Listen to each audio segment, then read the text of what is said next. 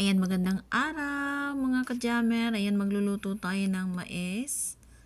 Ayan, ngayon naman ang mais, gagawin nating gulay. Ayan, sasamugan natin yan ng malunggay. Ayan, ang gagawin natin dito sa mais, ay hiwa-hiwain niya natin yung kanyang mga buto. Hihiwain natin para lumiit. Ayan, para numipis pala. Ganyan lang guys. Ayan. Ihiwain natin ng ganyan para madali siyang maluto at saka para medyo maliliit din. Ayan, ganyan-ganyan lang guys. Ayan, tiyagaan lang.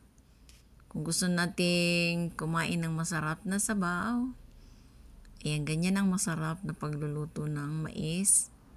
Pwedeng gulay rin kasi yung mais mga guys. Ayan. Ganyan lang, ayan.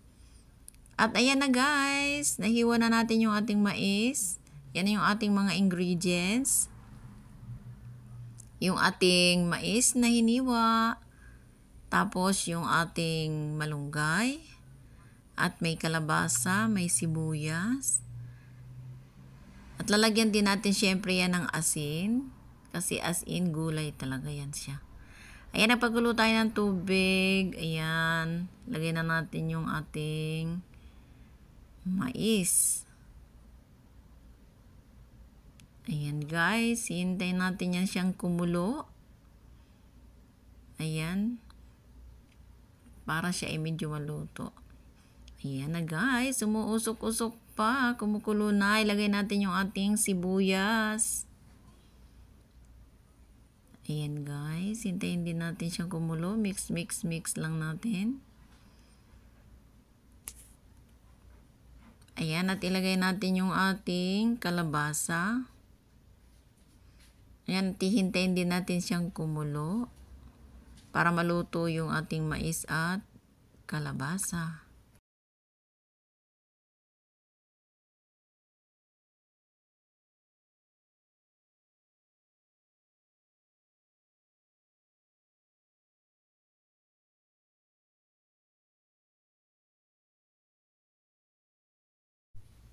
Ayan guys, paminsan-minsan haluin natin para hindi dumikit sa ilalim yung ating nilalagang gulay.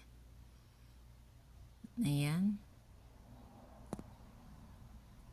Yan ang masarap nating recipe for today. Ayan, at medyo malata na yung gulay natin. Lagay natin yung ating malunggay. Halu-haluin para yung malunggay pumunta sa ilalim yung iba at mag-mix sila.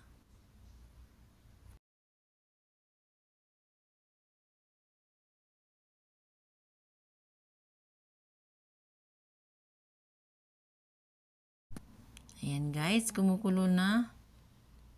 Malapit na maluto ang ating mais with malunggay.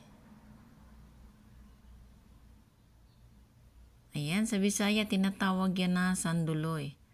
Ayan na guys, kain na tayo ang masarap na sabaw ng malunggay with mais. Mais with malunggay. Ayan, with kalabasa. Ayan. Try nyo rin yan mga guys, masarap yan. Ayan, thank you for watching.